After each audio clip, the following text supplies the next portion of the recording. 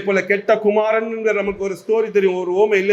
தகப்பனை விட்டு பிரிந்து போனான், மறுபடியும் மனம் திரும்பி வந்தான். அவர் அன்போடு இருகரத்தை ஏந்தி தன்னுடைய மகனை ஏற்றுக்கொண்டதை பார்க்கிறோம்.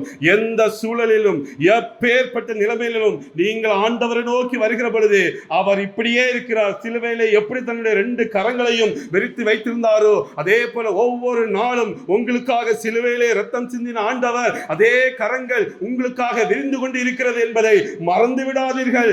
எந்த சூழலிலும் எனக்கு ஒரு அடைக்கலம் வேண்டும் என்றால் இருகரம் நீட்டுகிற ஒரே ஒருவர் சிலுவையிலே மரித்த ஆண்டவர் மட்டும்தான். எந்த மனிதனும் நமக்காக இப்படி நிற்கவில்லை. இயேசு கிறிஸ்து மட்டுமே உங்களுக்காகவும் எனக்காகவும் கையை ஏந்தி சிலுவையிலே மரித்தார். எதற்காக? இப்படிப்பட்ட மக்கள், பாடுகளின் மத்தியிலே இருக்க ஜனங்கள், வேதனையில் இருக்க ஜனங்கள் வருகிற பொழுது அவர்களை அணைத்துக் கொள்வதற்காக. இன்றைக்கு நமக்கு தேவை ஒரு அரவணைப்பு, மனிதனுக்கு தேவை இன்னைக்கு ஒரு அன்பு. இது இல்லாம தான் அநேக ஜனங்கள் இருந்து கொண்டு இருக்கிறார்கள். ஆண்டவர் சொல்லுகிறார், உங்களுக்காக சிலுவையிலே மரித்த என்னை நோக்கி பாருங்கள். அந்த அரவணைப்பு உங்கள் வாழ்வில உண்டு.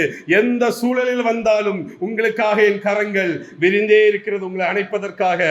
கர்த்தருடைய வார்த்தை சொல்லுகிறது.